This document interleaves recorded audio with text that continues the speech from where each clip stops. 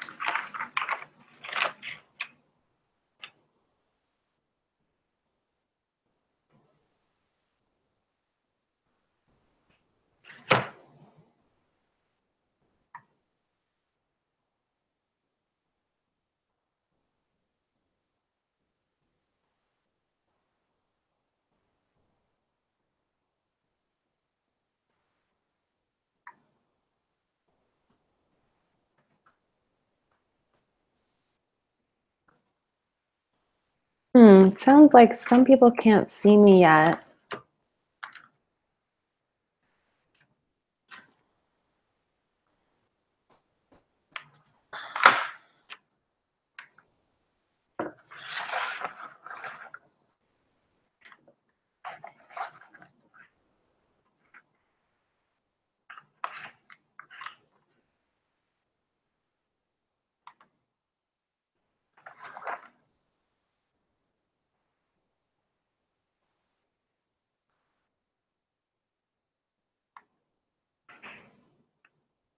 Oh, yay. Okay.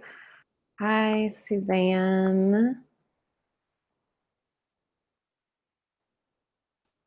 Oh, I am so thrilled that you all are here, just because that means this is working. So we're going to take a couple more minutes to let people gather.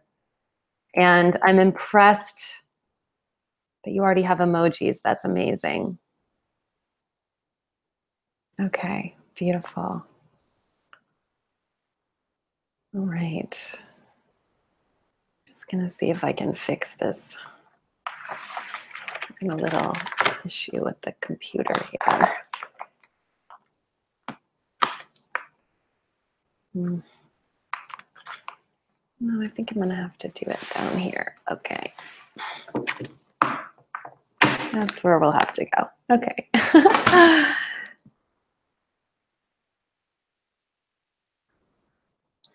Okay, so as people are gathering into our virtual room,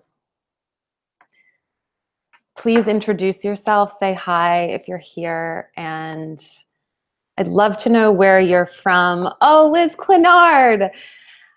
I'd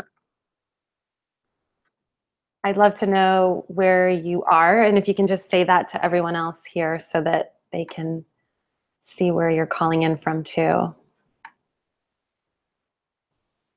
So I'm getting myself prepped here. I have a cup of Tulsi sweet rose tea, which is my new favorite kind of tea. And I have this reminder for myself that says, it reminds me to say when I want to say like, you know, sort of, or kind of, which are phrases I often hang on to that cut out the effectiveness of what I want to say. It's just reminding me to pause instead. And I will fail at this regularly, but then I will come back, and that's why I have the reminder. I have my paperweight that says, please keep betting on yourself. This is from my incredible coach, Christine Aller. Christine Aller, if you don't know her, is an extraordinary woman doing beautiful work. And that's one of the things she says, which is a great reminder. Okay, we've got more people coming in. Mercedes in Vermont. What a good reminder to turn off our cell phones. So we're at 1 o'clock, but we're going to give people just a little bit of time to gather in our space. And if you're here, do whatever you can to meet as many of your own needs as possible. So if there's anything you could do to make yourself feel more comfortable physically, or if you need to close any doors, power down any devices, close any windows. I realize how challenging it is for many of us to even take 1 hour. So if you can, grant yourself the grace of this hour and power it all down, which I'm going to do right now, going into airplane mode. Hi, Carol. Hi, Mercedes in Vermont. Snowed in Brooklyn. So those of us on the East Coast are dealing with what they're calling, I wrote this down, bombogenesis, which a bomb cyclone is what they're calling this winter storm. So I'm praying that everyone is inside and warm wherever you are. Suzanne is in Los Angeles. Hi, April. Great. So we've got more people coming in. Patricia Phillips. Hi, Patricia Phillips. Tiffany, who's from Christine. Amazing. Hi, Tiffany. Anyone from Christine is incredible, and I'm so glad that you're here. And hi, Fan Virgins. Hello, in Snapple Hill, also snowed in. Hey, Joy, Leslie, Kieran from Burbank, Jenny from Vermont.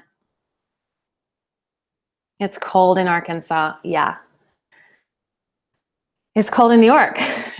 I was actually going to do this call in my workspace, but I truly could not even consider going outside. And if I had the skills to turn my computer and get it back straight, I would, but I'm not that technologically advanced. So we're going to get started. We're going to let people find us as they gather.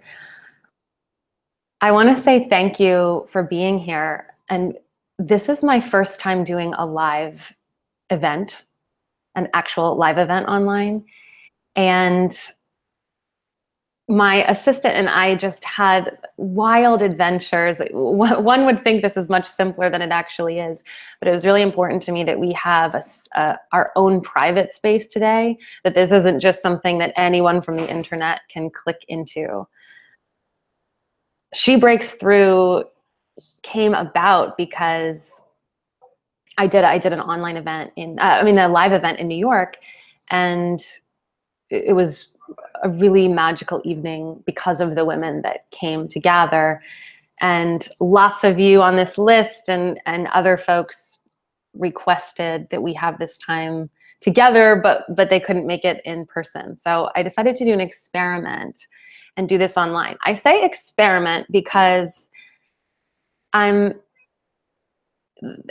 power of this experience that we're having right now is that all of you are sitting in front of your computer or listening on your phone, and your energy is going out together and galvanizing together. So I'm not here to give you a 10-step plan to become more empowered and accomplished in 2018. I hope that all of those things happen for you, but it's the power of us gathering. And so it's an experiment to do it online. And the format that we're going to do today is we're just going to go through some inquiry and some thoughts, and I'm going to ask you to respond in any way that you feel called. So I have this, and hopefully you may have had the opportunity to print out this packet. But everyone on this call is extraordinarily creative. So this inquiry is just a beginning. And I'm really hoping that you respond in whatever way you feel called. So that's what I'm always asking my clients to do. Is if you, the question is just a beginning, you might feel called to draw a response or to sing your response if you have the grace of space to do that. Or maybe you just want to lie down on your floor and meditate. And I encourage you to pay attention to whatever kind of calling or intuition you're feeling in the moment. One of the things I think we need to give women much more permission to do right now is break the rules. I think so many of us are at a point where we are looking at the rules that we've been given, and we've started to look at, are these actually rules that I want to be following?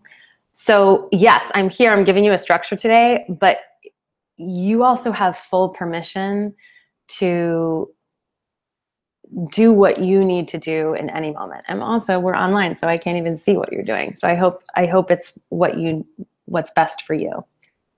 For those of you who are just gathering now, I want to say hi, and you can still keep introducing yourself and saying hi and where you're from in the comments.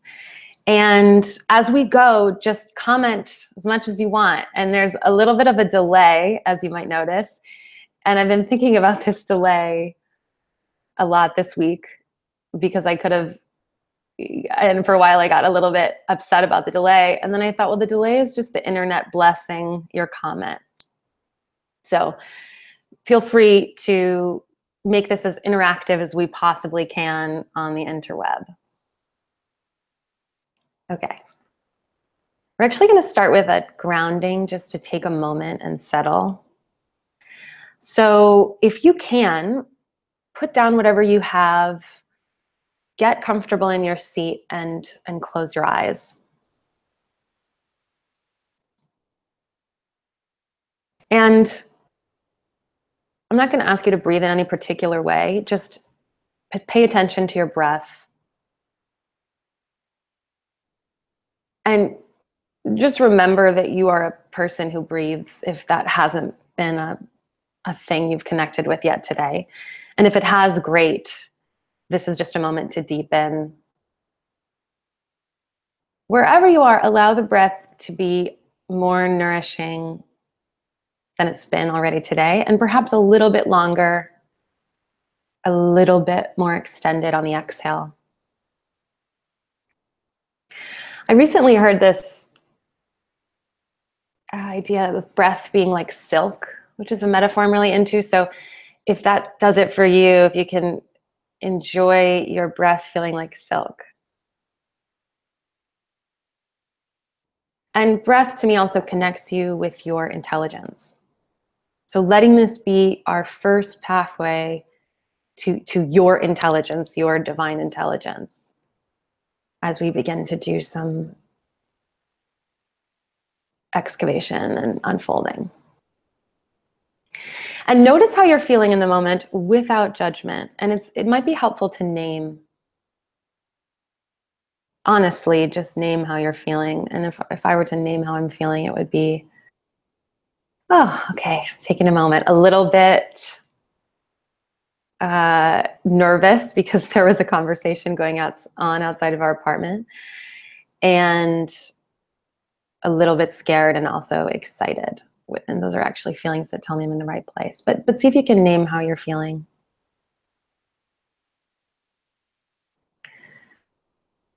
As you're taking nourishing breaths, just notice your body and how your body is feeling in this moment. And notice if there is a particular part of your body that feels like it needs your attention, like maybe it's just been forgotten a bit. Maybe there's not. Maybe you're totally connected to all parts of you, which is beautiful. But if there is just a part, just see if there's a part that's calling to you for a little bit more nourishment, a little bit more of your awareness. And just send your awareness to that part of your body. And the last thing I want you to do is, if you feel called, just bring your hand to whatever part of that body is. No one is watching you. So bring your hand to connect physically, just as a way of honoring that part and saying that you're here, not trying to fix anything, but bringing a bit more union to your consciousness and that part of your body.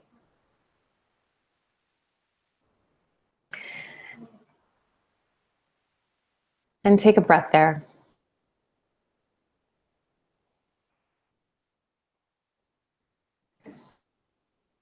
And finally, if you can, connect with whatever voice inside of you or part of you got you here today.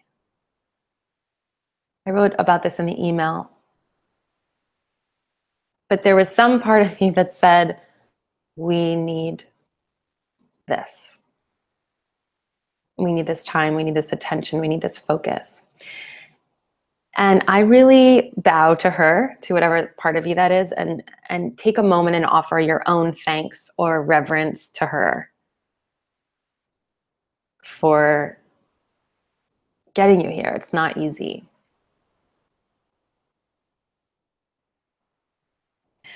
And take one final breath, and then we're going to come back, and you can open your eyes when you feel ready.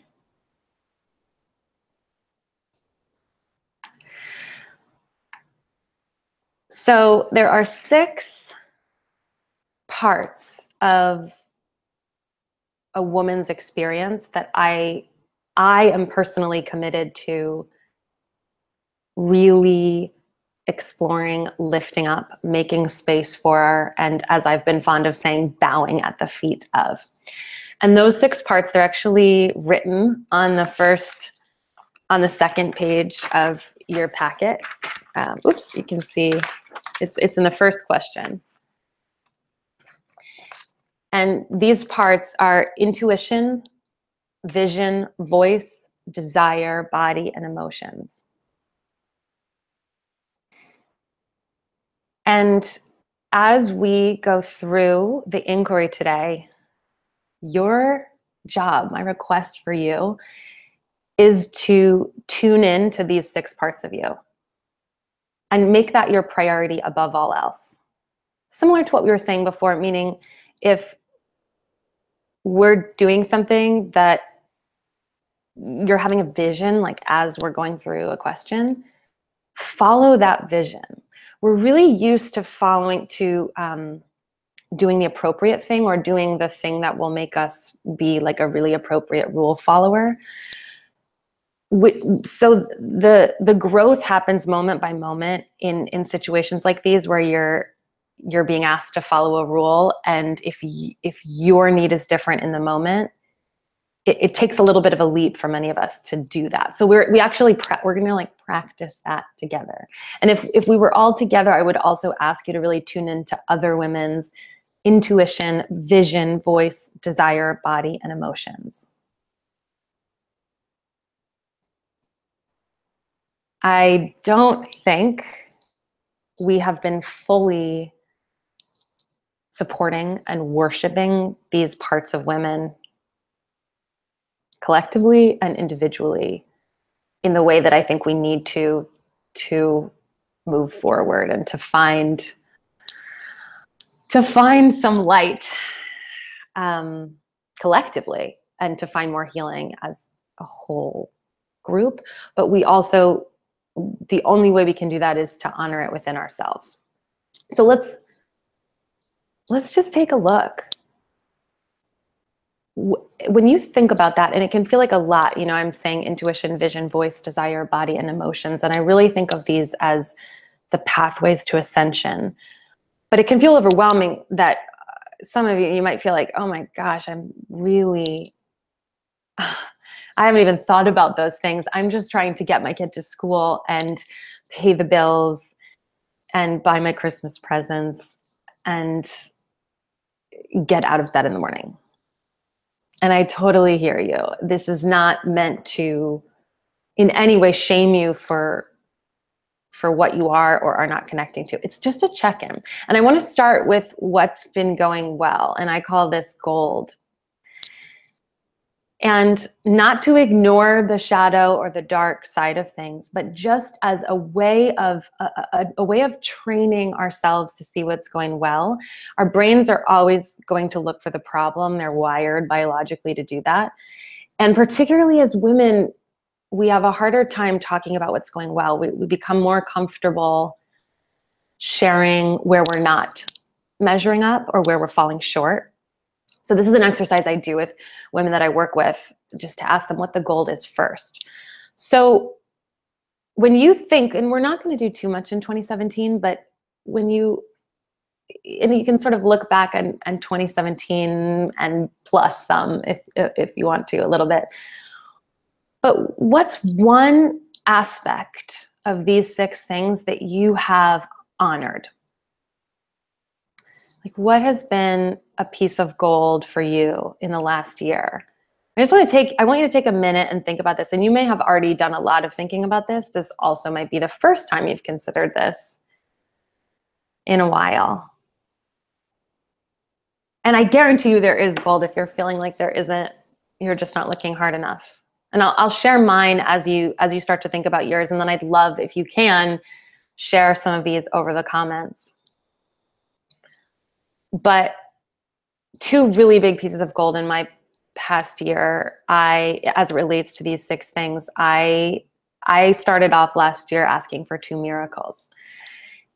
And they were, the first miracle was to feel more free in my body and to feel less pain and more energy. Less pain and more energy.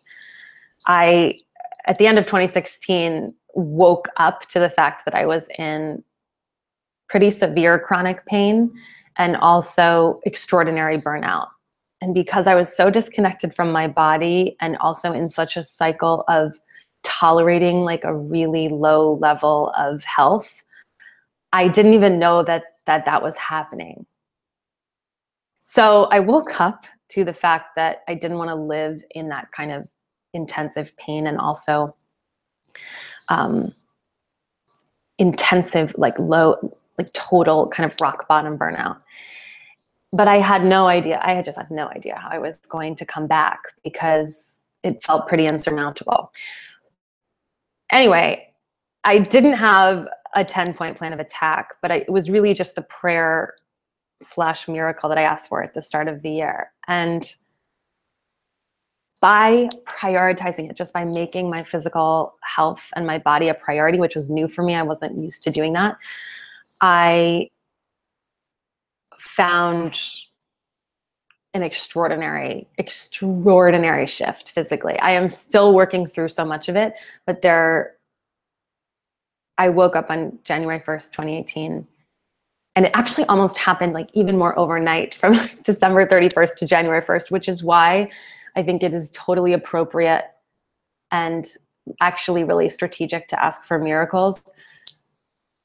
I woke up with a considerable less pain.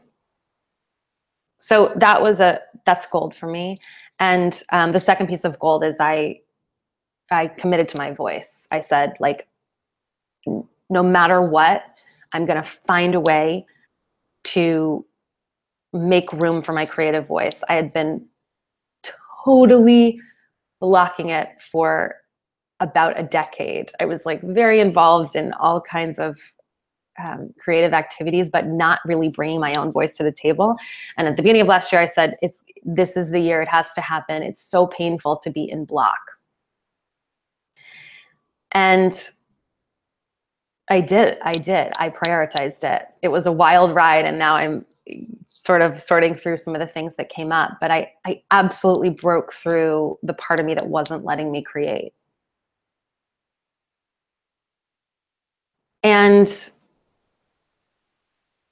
so those are just two pieces of gold for me.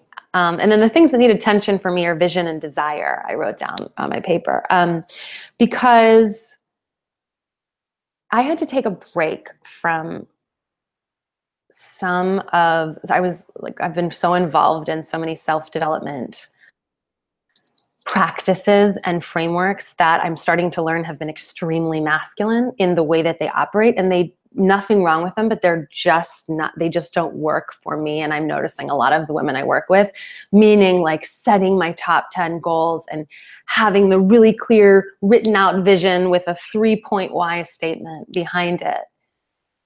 It's just not the way I operate and not the way I've noticed a lot of creative women operate. So I had to take a real step back from thinking about vision and also even really thinking about what I wanted, because I felt a little bit oppressed by the goal setting and the habit forming.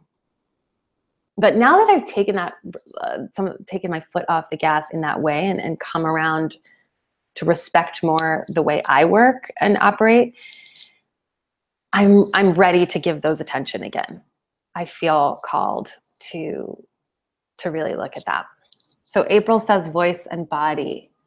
Yeah, and okay, again, great. Oh, thanks again. Hi, Petra. Oh, what were the other two? Vision, intuition, emotion, desire, voice, and body. Oh, April answered that for you. Okay, great. So what about you? Can just share some piece of gold in this past year that involved you connecting to one of these 6 things. And it might just have been acknowledging your sadness, or I had a desire to take a vacation and I actually did, or I had this intuition to make this thing and I made the thing. And Lindia says 2017 began with chemotherapy. Wow. Thank you for sharing that, Lindia. And tell me, is that the gold? Is there, that seems to me like you were honoring something in your body, which I want to really respect. Great. Okay, cool. So just take a moment, if you haven't yet, come up with at least one piece of gold. Joy says desire and intuition. Beautiful. Where the gold is, and then what needs attention.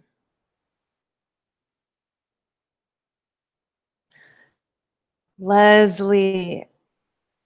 Amazing. Congratulations. Okay, great. These are beautiful sharings, and keep sharing them. And if you can, just take a look at what other people are writing, because one of the things that I am working on cycling out of, and in the groups that I'm in, is letting each other's wins be a form of divisiveness or barrier. And I really like to think about everyone else's gold as also being my gold. So just sharing this with each other right now, you're giving each other the gifts of your own gold, and that we rise up on top of that. One thing that one woman has done is lifting up somebody else. It doesn't mean that there's less for her. Lindia, I heard the voice of God more clearly. Wow, my creativity went through the roof. Incredible. Leslie needs attention body. Beautiful. Okay, so if you want to keep sharing here, this is great. I'm going to move on to the next question. And this is really about what got you on this call. I stopped there for a minute because I felt overwhelmed with gratitude. I think it takes a lot of bravery to be able to share over a YouTube comment. And so I'm really grateful to you for sharing it. attention, voice, and emotions. Okay, yeah. I want to talk about emotions for a second. This is actually where that's the first thing that came up for me, and then the other 5 emerged. But I think above all else, it is making space for the full scope of your emotions. There are so many people telling us how to feel in a variety of ways, and it's not bad. Like it can be, aren't you feeling fired up? Aren't you feeling like you want to go take action? Aren't you feeling grateful for Me Too? Or aren't you feeling deeply, what's the word I'm looking for? Like deeply devastated for what's going on? And all of all of those intentions are great, but I do not believe women need to be told how to feel. And I believe that we have been told that certain emotions are appropriate and certain emotions are not appropriate. And we start to carry on that same conversations ourselves. So I'm going to read. I wasn't going to do this, but I'm going to do it. Okay. I'm going to read a thing that I wrote that inspired this event, and I wrote it for all of you and also for my grandmother. And this is about what we're going to talk about with breaking through. So this is called She Breaks Through. And just as I'm reading, just notice who this wakes up in you, what this wakes up in you, what comes out of you as a result. Or maybe nothing. Once upon a time, a woman woke up. After decades of squeezing her immense self into a too tiny box, doing Olympic-worthy gymnastics so she could be appropriate, not too burdensome, pleasing to everyone and pleasing everyone, she realized she was shrinking. She was an expert contortionist and #killing it at keeping herself small. But the box was lonely and the voice that spoke to her there too often destructive. She wondered about her voices. Not the voice that came with the box, which was a voice she knew did not belong to her, but the original ones, the ones whom she had cast aside because packing was tight. She knew she needed them in order to stop this shrinking. She had a knowing in her bones that she was born for something more than this kind of gymnastics, and thought about how she might find them again. So she called a meeting at her internal leadership circle and invited all of the lost women. But they had never before been invited to this circle, and as it is when women are too long in hiding, understandably hesitant. So no one showed, and the woman sat alone. She tried again. Miraculously, this time they appeared. But slowly and with caution, no one felt safe to step into the circle. And the woman saw that she would need to be patient and gentle with her own selves. "I have forgotten you," she said. "And for this, I am sorry and ask your forgiveness. I need you now. I need your dreams and your voices and your ideas. All of you are welcome here." A few looked curious, but still afraid to move. Not knowing what else to do, the woman thought about the importance of personal invitations and called each by name. Grieving self, welcome. Self who wants to break the rules, welcome. Worried self, angry self, discontent self, welcome. Lonely self who feels like she is on the outside of a window, always looking in, and self that wants to carry everybody else's bags for them, welcome and welcome. Guilty self, jealous self, hello. Depressed self who wanted to stay in her pajamas, I'm glad you came anyway.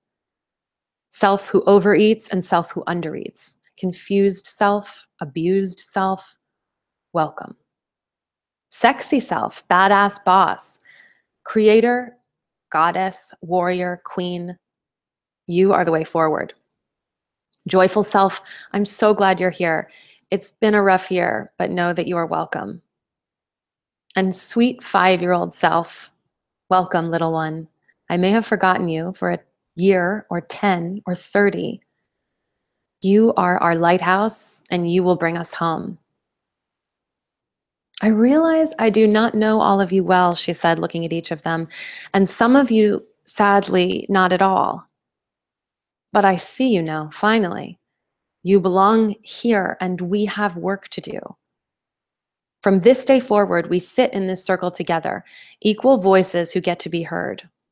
Here, we will reteach each other our own magnificence and remember the worth we may have forgotten. The woman, surprised by the strong voice she didn't know she had, looked around and realized that all of a sudden the women had taken their seats in the circle. Filling with tears, her eyes met the eyes of each of her lost women. Wondrous ones, she exclaimed. And then, throwing her head back, laughing, no box would be big enough anyway. Let's do this, Wonder Women. Let's take our own breath away. Let's break through. Okay.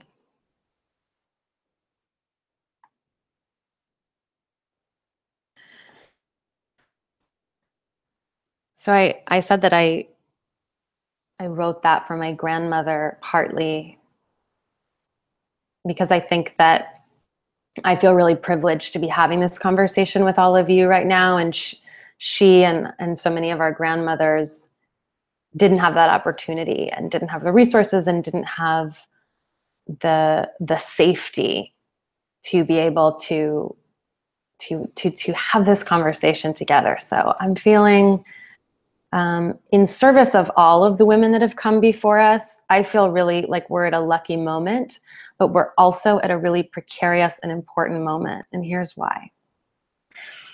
When I thought about this question, what in me is ready to break through? The thing that kept coming up for me is these roles that I'm playing that are no longer serving me. And we all have different versions of those roles, but I kind of, or I actually do hear them, the same ones for women over and over again. And they're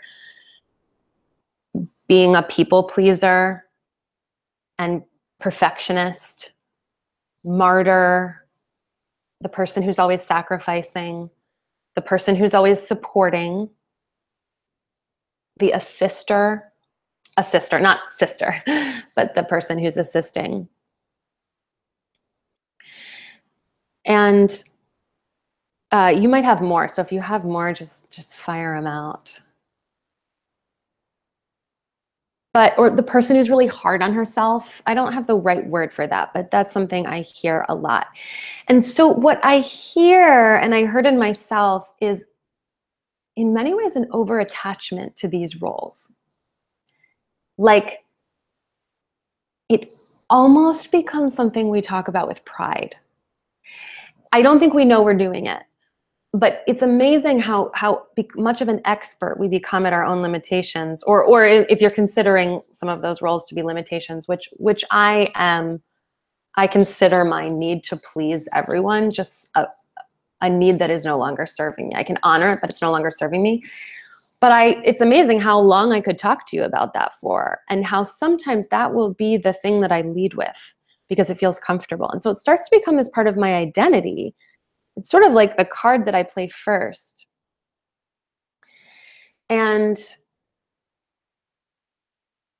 I see other women do that too. Oh, I'm just really hard on myself, or I'm just a really big perfectionist. Like it is the most interesting part of ourselves. And I really believe that we have so many more interesting parts, that some of the ones that I wrote about in the poem that have been wanting to get out. And those are the parts that I want to get us talking about and focusing on, moving away from some of these roles that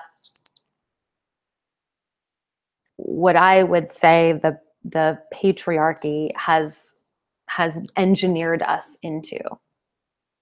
This is not man's fault. This is our patriarchal culture has put us playing and repeating certain patterns that I think end up blocking out these more powerful forces. So I'm curious if any of those roles resonate, if you feel like you fall into one of them, or if there are any roles that you are wanting to cycle out of. And these roles can be kind of played in any traditional role. So you could be a people-pleasing daughter, or you could be a perfectionist employee. So it's not necessarily kind of the ways we show up in relationship to people, but it's the energies we're showing up with. Being self-deprecating is an automatic fallback. Absolutely, Suzanne. I see that all of the time. And it's the one I want to tenderly nudge us to stop letting that be the thing that makes you special. I just want to honor Lindia. I often feel guilty about having desires. Yes, I hear that. I feel guilty about having desires, Lindia, and that's why I want to lean into this. I think we have a really complex set of associations with letting women be people who really want things. So we're going to talk about that in a moment. I just want to get a couple more of these. Martyrdom, people pleasing. Yeah. And so this is what I'm calling the voice of the patriarchy inside of my head. And I often call that voice the tiny terrorist. But this tiny terrorist voice of the patriarchy would really like me to keep cycling these roles. But what I feel like in me is ready to break through is something else. And I'm thinking of this like more of the original song we're here to sing, less of the song that we've been taught to sing, but more of the original song. I'm ready to be vulnerable. Thank you, Patricia. Beautiful. Take a moment. What in you is ready to break through?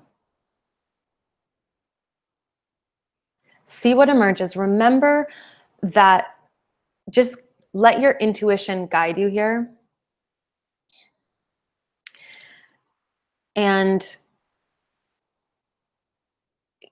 like sometimes the first thing that comes up is actually usually the truest thing that comes up, and then we reconsider it or we judge it. Just see if you can allow that to emerge. Patricia says it's scary and out of control. Yes. Shifting out of these ways we have identified for so long, and also what it feels like home. Being a people pleaser, I'm just using that's our term for it, feels to me like I'm at home in my pajamas. It feels very comfortable. So if we even consider a new energy, bringing in a new energy, it can feel like up is down and down is up and my elbow is my knee. So what I'll say is when you feel that feeling of that scary feeling, and it might feel like you're out of control, that's actually a sign that molecules are shifting.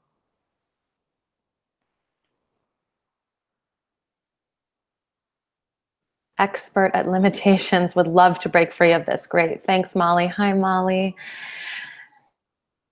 So take a minute. Anything else that feels like in you ready to break through? Who am I if I'm not afraid?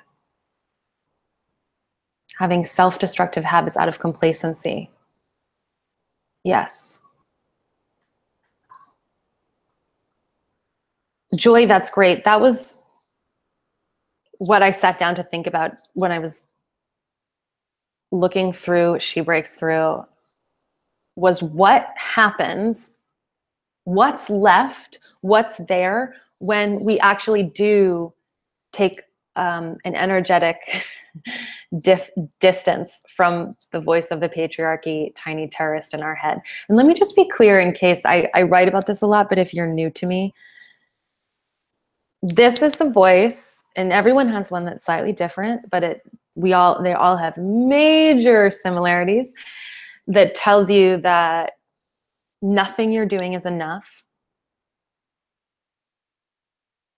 that you need to be a certain way to get where you want to go,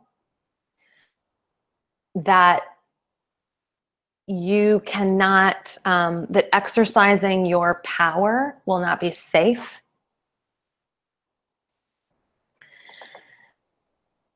And it goes on and on and on. And I'm coming to learn that that voice, yes, people, you know, a lot of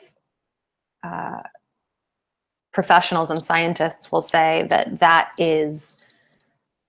that's your caveman brain. And it is, it's the older part of our brain, the amygdala part that is often giving us those thoughts and behaving in that way. But I also think, and I don't know if this is scientific, that is what I'm calling the VOP, voice of the patriarchy. So to go back to what Joyce said, who am I when I'm not afraid? So I started to ask myself, who am I without the voice of the patriarchy?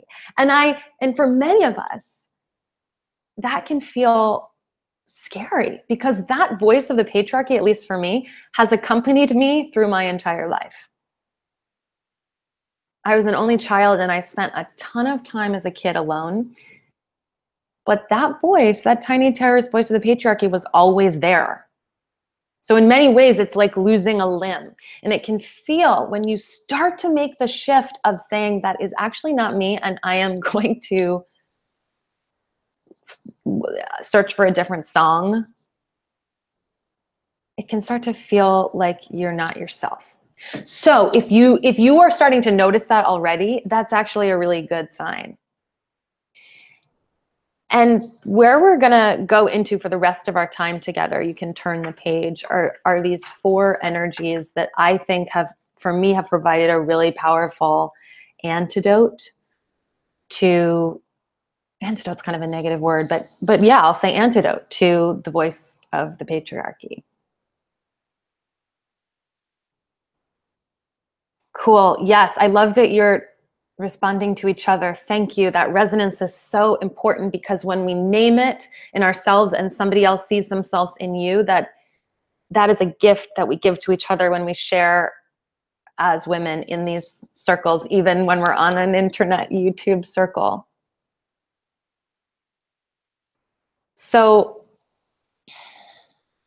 and I'm reading all of these, and I just want you to know that Liz says, that if I'm not a people pleaser, will I ultimately offend and alienate everyone? Yes, that's huge piece of our hesitancy to start honoring our own desires. But I will argue that you're actually serving the people around you when you do tune in to what it is you want, because the quality of your vibration and the quality of the way you show up for other people increases, because we can only give to others what we're giving to ourselves, really. So I'm walking in the woods on a sisterhood retreat. I have this incredible sisterhood that I think some of you are here today. And a couple years ago, I woke up to circles of women in my life, and it has truly been, I would say, the most transformational thing that's happened to me in the last several years.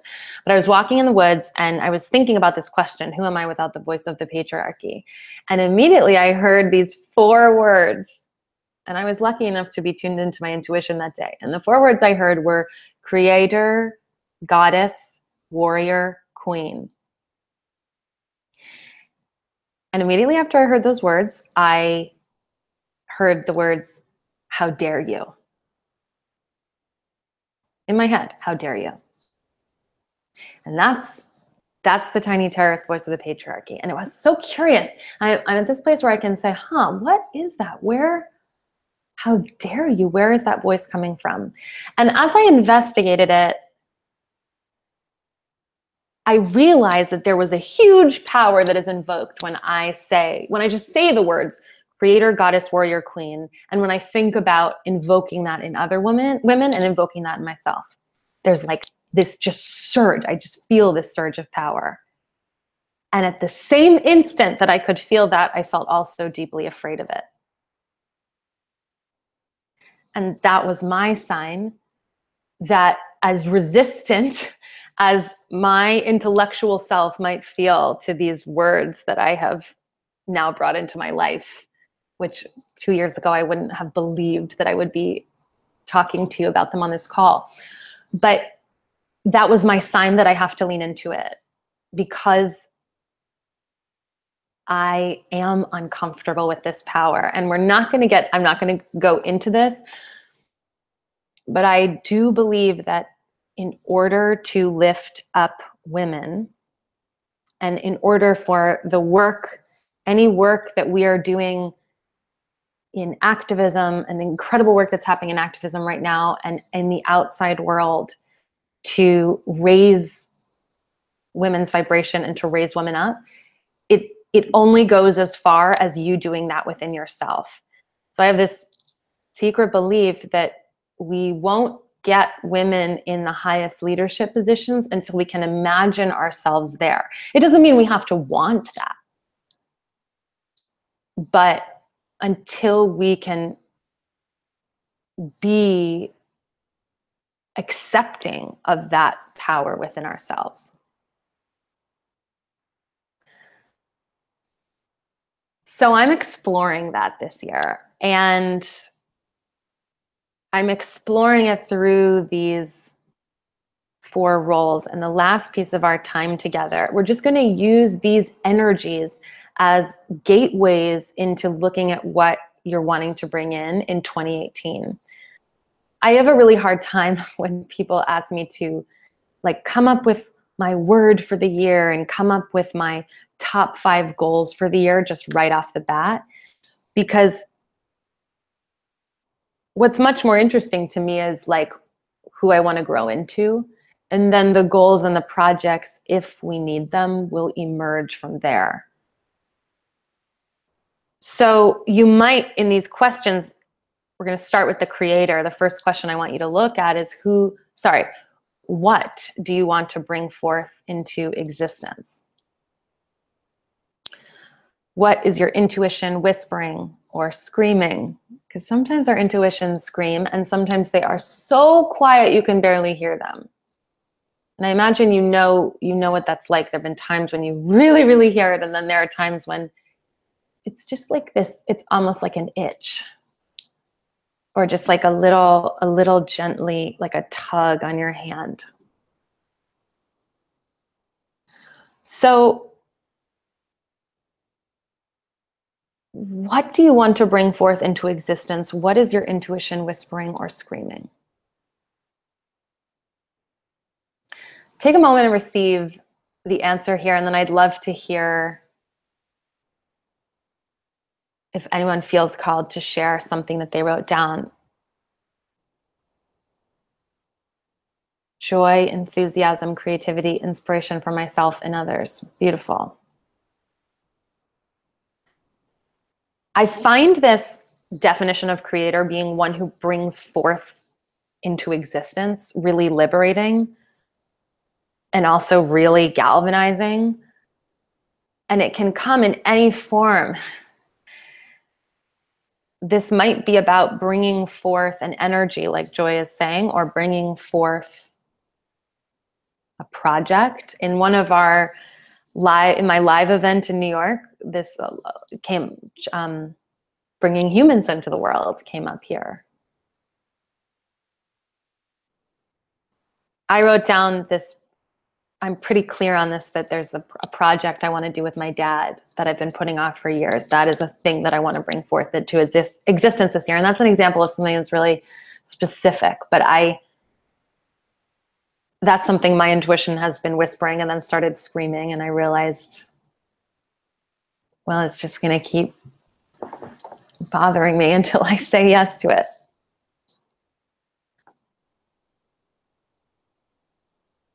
Yeah, April, it's the critic. Yeah, the critic that stops me, not anyone else. Right. And just if there's any relief here, that critic is not your critic. That critic was engineered into you by conditioning, advertising, families of origin. So I know that doesn't make it easier to overcome, but this is not about changing our beliefs. It's just melting away the beliefs that were never ours in the first place. Because I guarantee none of you had a challenge when you were really, really little. And I know some of you on this call have really little ones. I'm sure you're seeing this within them. Watch them. They are so deeply, just inevitably respecting their voice, their desire, their intuition, their body, their emotions, and their vision. Like they're just connected to it. That is the original song. Thank you for sharing these intentions here on the YouTube comments. What's important about this is it can feel like sometimes the elephant in the room when you put out an intention like this is like, well, how is it going to happen? How in the world am I going to bring forth more ease in my work, believing in my work? But we have to trust that just by putting in the intention, I said this before, but molecules start moving and you're setting something into motion. These are beautiful. I'm bringing forth resources based in my personal experience on repair and recovery from sexual assault. Thank you. I don't know your name, 82MM, but thank you for sharing this. And plants and magic, amazing. So we also just start to see the richness of gifts that we all bring into any circle, even in a circle like this. And some of us are like really connected with some of these energies and some more than others. So I want to move to the goddess. Hi, Mercedes. Hi. Okay. So this is the one I was most resistant to. And I really, for the first decade of my adult life, I resisted any kind of inner goddess radiance work.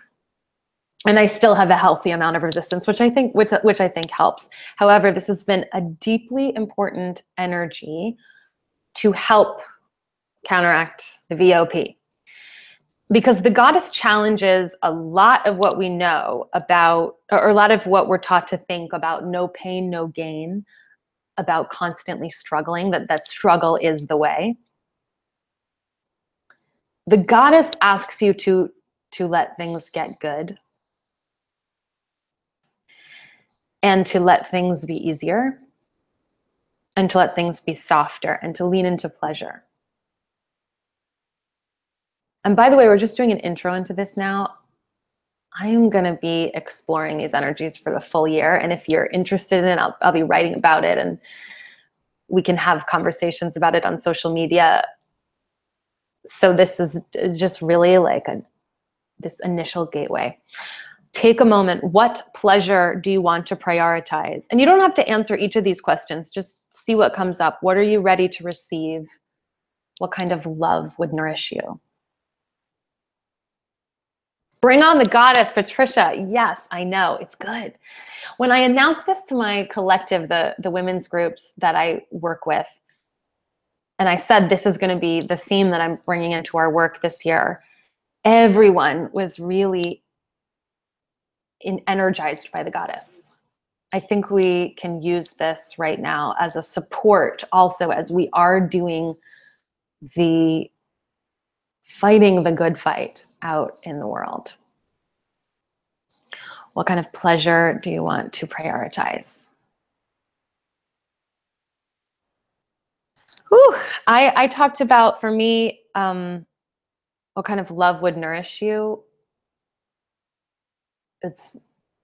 I wrote letting my mother, like fully accepting my mother's love. So that's mine. Okay, we're gonna move on to the warrior.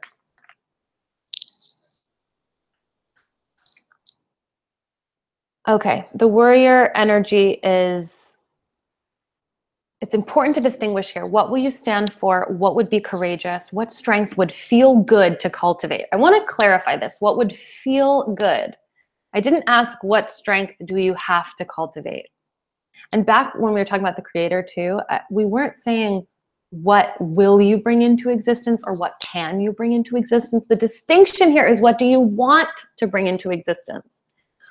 What would feel good to cultivate? Not what you should cultivate, not what you should fight for. What actually feels like you would be called to fight for? And not what can you fight for? Because you can fight for everything and then you'll deplete yourself. I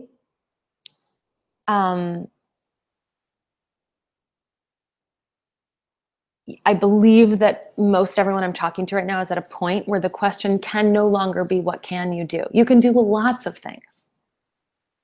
It has to be what feels good and where there's resonance in the outside world. I love this. I know the delay is happening. The blessings are happening over the delay. I'm reading about pleasure and this is gorgeous. And I love that you're talking to each other. Okay. So what will you stand for? And I wrote, what will I stand for? I'm standing for our inner creator, goddess, warrior, queens this year. Goodness gracious. I never thought I would be saying that, but I feel called. And one last thing I want to say about why I really like these 4 energies. Something I hear a lot from women is that they want more confidence. I hear that all the time. I want to feel more confident. I really understand that. But confidence, the root of the word is trust. And so I really think confidence just in its most actionable form is exploring trust of oneself. What I like about the creator, goddess, warrior, queen is all 4 of these energies innately trust themselves. There is an inevitable trust in when you invoke them. And I think that there's great power we gain when we can really build on that trust and let that trust buoy us. It's very hard to people please when you're truly invoking the warrior. And people pleasing is really the opposite of self-trust. It's saying like, I don't trust and respect myself enough, so I'm going to try to just get it right for everybody else. Okay, we're going to move on. So I get you out on time. Invoking the queen. Okay, this one was also hard for me. I'm going to read a quote from Oprah. She says, think like a queen. Ooh. A queen is not afraid to fail. Failure is another stepping stone to greatness.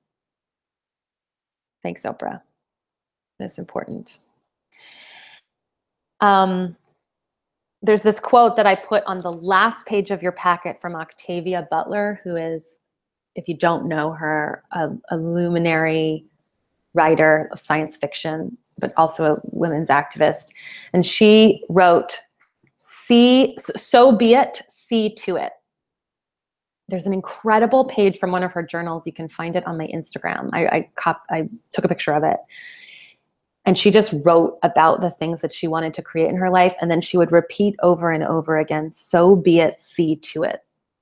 And I really like that because it encompasses these last 2 energies, the warrior and the queen. The queen says, so be it. Now the warrior is part of the seeing to it. The warrior chooses the fights she wants to fight and then goes to fight them. But the queen, it has to release the need to actually do the thing. She just has to say it and then let it happen. And I can feel some resistance here because I certainly resist this, because for those of us who've been addicted to struggle, this feels like, again, like down is up and up is down. It actually feels very uncomfortable to start letting things happen without you doing them, to say see to it and just allow it to happen. But I think that is the shift that we need to allow ourselves to make, because if we are the ones always doing the work, always having the struggle, we're not going to rise up in the way that I believe consciousness needs women to rise up. Because the other plan we have has not been working. So trying women is a good strategy, I think, for all of us. But so we have to get comfortable with, and you're going to feel a gravitational pull to the struggle. So that's why I think the queen can be really useful, but it might not feel like you. The question here is really about your leadership. And this is, again, this is not about leadership necessarily in the traditional sense. This is how will you bring the queen to whatever circles and projects and areas of influence you personally are engaged in. It doesn't mean you have to lead thousands and millions of people. This might be like, how do I want to lead my family? How do I want to lead my team? What impact do I want to make on my friends or on myself? Yes, queen. Yes, queen. Releasing the need to do it myself. So take 1 minute and see if you receive any answers there on the queen, and then you'll take some time with this later if you feel called to go back to these. But I'd love to know, what power do you want to claim or reclaim? What impact do you feel called to make?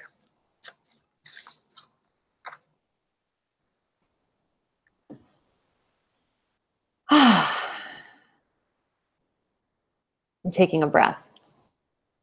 Give you a moment.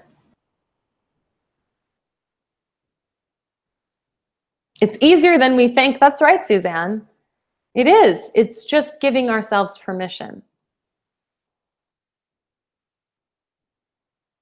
I had this experience. My partner, Michael, and I we live in Chicago and New York. And right now I'm in New York, but we're moving in Chicago, and it's going to be that I'm not going to be able to be there for the move the way we're doing it with the timing of it. And he said, I'll just take care of it, actually. And so when you get back, everything will be moved.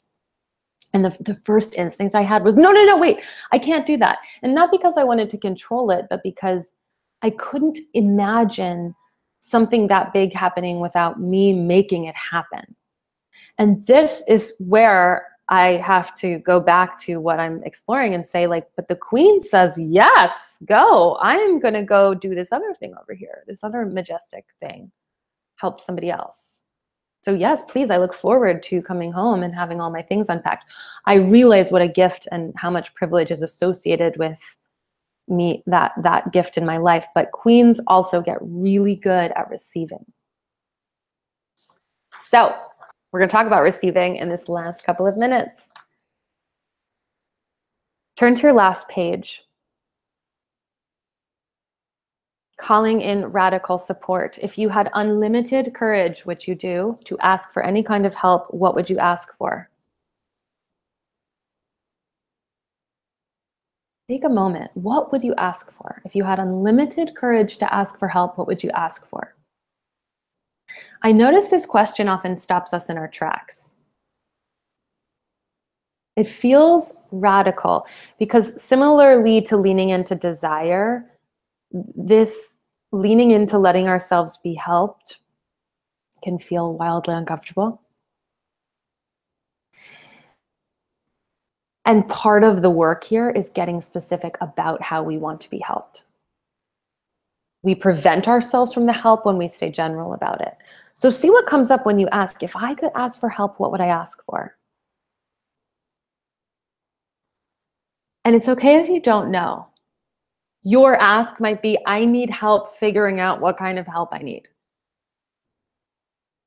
The only way I believe we will rise up together is to rise up together, is to do it together. There's this fierce, independent part of me, deeply affected by the voice of the patriarchy, who says, I'm going to do it alone. I'm not going to ask for anybody to do anything for me along the way. I'm going to be the person who proves that I got there by myself. And raise your hand if you resonate with this, if this is you. Because I notice this pattern a lot with many of the women I'm in conversation with. So this is a new muscle for many of us. The asking and the receiving is weak. And we can strengthen it, and we can help each other strengthen it. If you had unlimited support, what would you ask for? Hands up, hands up. Yeah. And it's really important, hand way up. Yeah, and so in all of the things that we're talking about today, we're going to come to a close. It can be so important not to get caught up in self-development perfectionism, which I have been such a victim of for so many years. And this comes in the form of like, I'm not being very good at asking for help, or I'm not leaning into my desire, or I'm not thinking big enough. Ooh, I'm really not honoring my goddess. Ooh. So I even notice how even when we're asking questions like this, that can come up. And so notice if you're not giving yourself permission to evolve and grow, and you're really asking for, you're demanding quick results, and you're wanting it to happen, you're wanting to muscle through it and force it. It's a process. I know it's a process. I just remind myself of that too. And reminding ourselves that if you are shifting, if you want to shift into any of these energies, it will feel uncomfortable.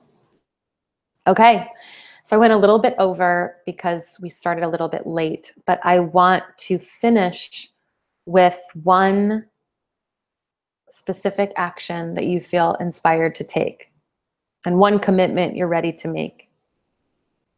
Just in all the things we've been talking about today. This can take a minute, so don't rush it. And if you don't have it right now, that's totally fine. You can email me and let me know. I love to hear from you. That's what we did after the New York workshop, and it was great. People just sent me a little email and said, this is my inspired action. I loved hearing that. Inspired action, meaning not an action I'm feeling like guilted into taking, or I'm taking it because Liz told me to take it. An action I actually would feel good and interesting and curious to explore. And that is it. The following of the inspired action, which comes from your intuition, is the strategy. I don't do mapped out strategies, point-to-point strategies, not because they're not effective. At times they can be effective. I realize they're not interesting enough for the most sophisticated creative women. They don't become fulfilling because they're very predictable, and the mystery is part of your DNA. So there are times when we can map out some inspired action and have a goal and have a project and have a deadline. But I have learned that the path is really following the intuition and following the intuition and following the intuition and following the intuition. So that's why we're just going to identify one. So take a moment, identify it. I'd love to see it in the comments if you have it. One action, or you can share a commitment, just a commitment. My commitment that I wrote is to explore, can't believe I'm saying this, to explore the goddess and the queen particularly, because those are the hardest for me.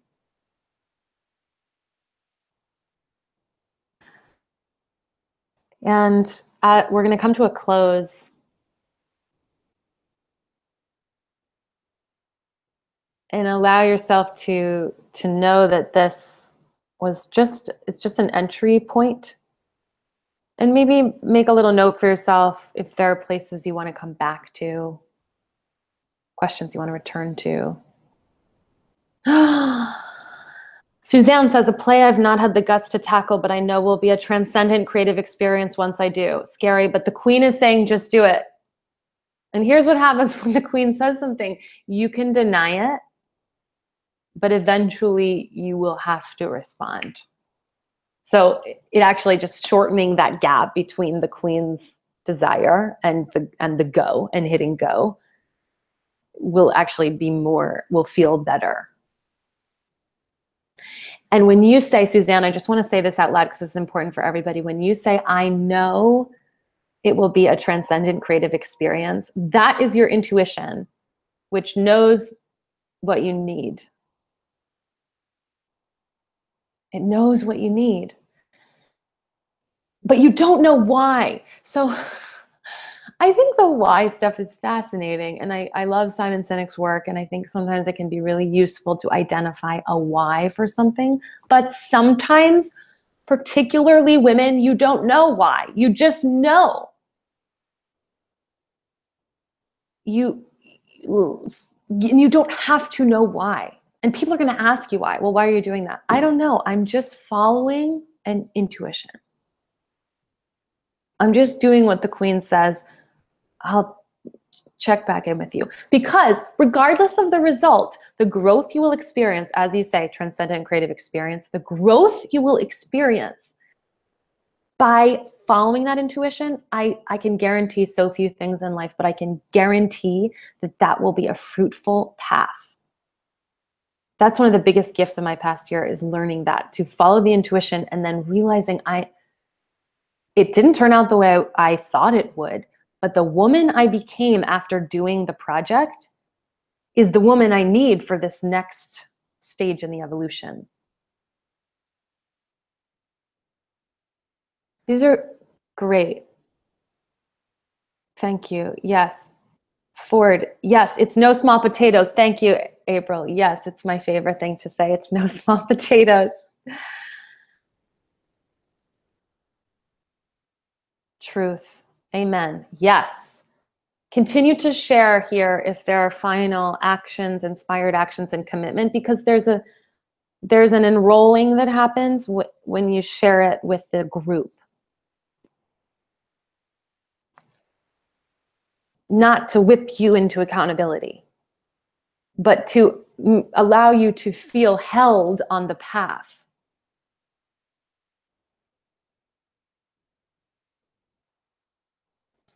We're going to do a closing. It's going to take a couple minutes. I realize I'm a bit over, but my queen is saying do the closing. So we're going to do it. And if you need to go, wishing you blessings. And, but if you can stay, we'll just do this closing.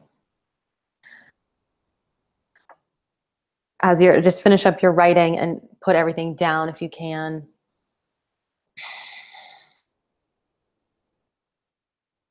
And settle into where you are now. We've been through a lot. We really kind of traversed a lot today. So there's no need to hold on to any of it or try to achieve it. It's really just sort of letting it wash over you. And take a moment and bring into your consciousness a desire, a vision, and an inspired action that you have heard another woman say. So it could be somebody actually on the YouTube comments today, or it could be somebody in your life, a friend or a sister or a child or a mother, just something else another woman has invoked, a project she wants to start, or an energy she wants to step into, or a vision she has for her life. Bring that into focus and see it. See it for her. So see if you can see just whatever your imagination shows you, seeing her in the highest manifestation of what she desires. And see if you can let it be a really sensory experience, seeing it three-dimensionally.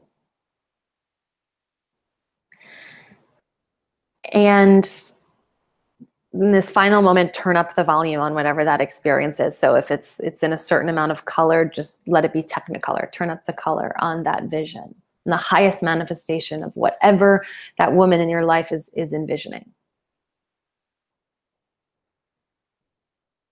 And now let that go and send it off with a blessing. Release it. And bring into your vision something for you.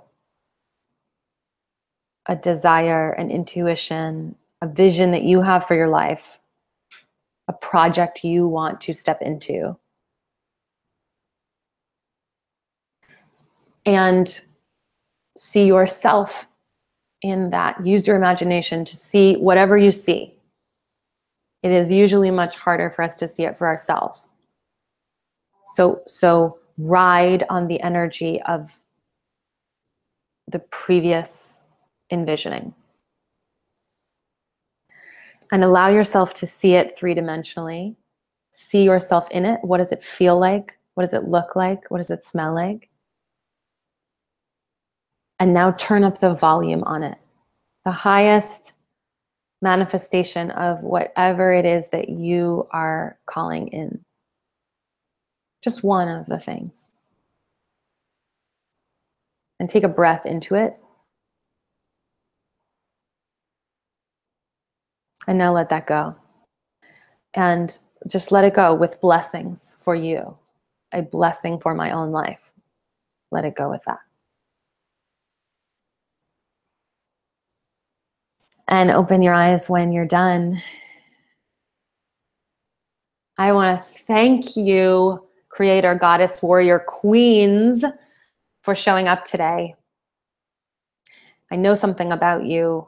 If I didn't already know this about you, for showing up. I know something about you that you showed up. Not everybody showed up, and there is, if you're showing up now or if you're showing up on the replay, something is being set into motion. And I hope you'll keep me abreast of your journey and find me in all the places. I am on a gigantic exploration of how to create more connection over the internet together. So I hope that we let our paths intersect and unfold. I feel full of gratitude from my toes to the crown of my queen head for your attention, for your commitment to yourself. Oh, it's going to make me cry. Because the last thing I want to say is you making this commitment to yourself it's rippling out to someone else and they don't even know it. When you feel like you're not sure why you're doing something, you're sort of hitting your head against the wall, there is always somebody else who's watching you, who's experiencing what you're doing, whether it's motherhood or your work or even just the way you're treating the person at the coffee place. Someone else is watching, and that's just the gift we'll never know. So just by coming here today, you lifted somebody else up. Thank you. Thank you. From me to you. Much love, all the encouragement. And we're going to sign off in a few minutes. So if you want to say anything final, go for it. Thank you, Lindia. Thank you, Elizabeth, Liz, and Suzanne and Joy, Patricia, Van Virgence, April. Thank you all so much. This is a big year. Every woman together is a more effective and fun organizing principle than every man for himself. And by the way, everyone can adopt that. No, it's not just for men, but that's not just for women, that's for all men too. Love you. Bye.